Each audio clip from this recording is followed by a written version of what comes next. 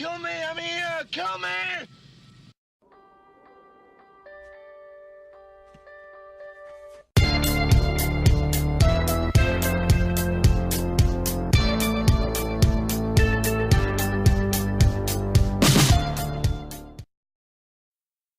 Hey everybody, this is Matthew Movies coming at you with my review of The Fate of the Furious, the 8th film in the Fast and Furious franchise. Bit of a tongue twister there.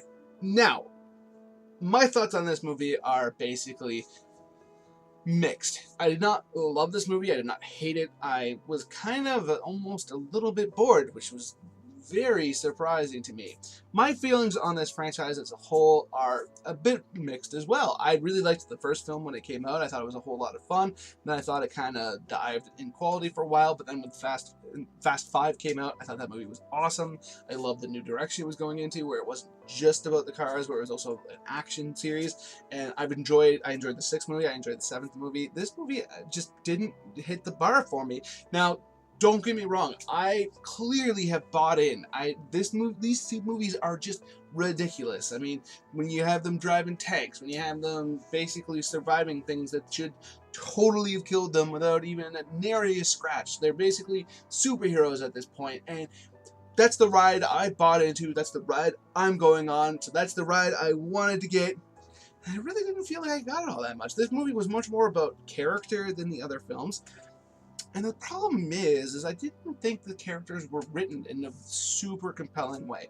For those of you who don't know what this movie is about, basically through a convoluted series of events, Dom turns on the crew, and the crew is trying to figure out why. And I'm not going to go into why, because watch the movie and you'll find out. But basically, that's the entire drama. Charlize Theron was added to the film, and I thought she was actually really good as the antagonist of the film.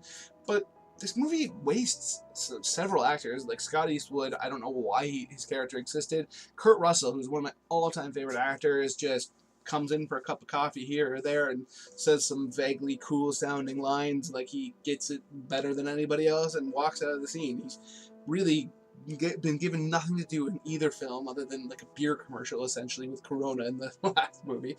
But there wasn't really the action set pieces that I have come to love from this film. I mean, if you've seen the trailer, you see that there is a submarine moment, which obviously is very, very over the top, but I felt very disconnected to it because none of it felt real. Like, it very much felt like I was watching a video game of this moment. Like, the other films, they're very over the top, and there's definitely moments that pure effects, like when they're jumping from building to building in a car in the last film.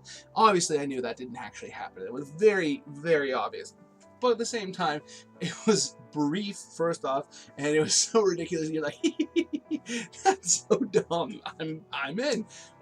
For this one, first off, the whole sub scene is extensive, and I just never felt connected to it. And there are practical effects within the moment, but I don't know, it just didn't really work with me. And the characters moving forward, I didn't really feel like there was a whole lot of change in this film. I mean, they introduced a few new characters, which I thought was okay, but there really wasn't a whole lot to it. Now, I'm going to talk about a spoiler for this film that comes probably in the first third of the film, so it's not a huge spoiler by any stretch of the imagination, but it is a spoiler, so if you are at all worried about that, track forward by 30 seconds.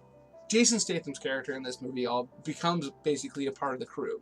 They reveal that he is not a bad guy, that he is almost like them, where he's worked outside of the law, and even though that they were at arms with one another last time, that it was all because he wanted to be loyal to his family. And in the end, you actually have him and Dom becoming buddies, and he saves the day to a large degree. And my problem with that was he killed Han, and he was supposed to be one of the main pillars of this group. He killed him in cold blood.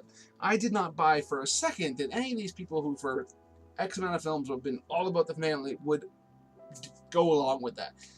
Spoilers over. So, I don't know. I didn't love this movie. I didn't like it nearly as much as the last three. To me, it was just wasn't as fun. There really wasn't, in my opinion, moments that I really was like, that's ridiculous. There wasn't as many good one-liners. Like, you have Tyrese and his character in there is just pure comedic effect at this point, and has been for the last several films.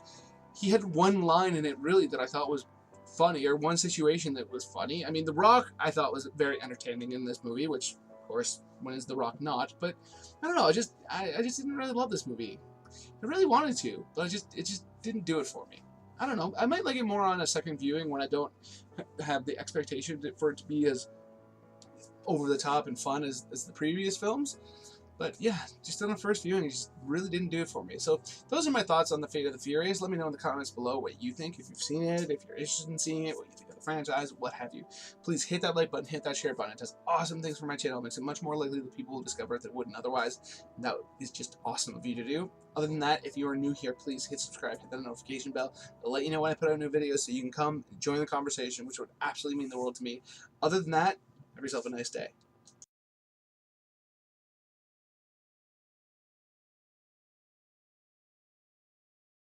Hey everybody, this is Matthew Movies coming at you with my review of The Fate and the Furious, the 8th film in the Fast and Furious franchise. That's a bit of a tongue twister, isn't it? And before I get it,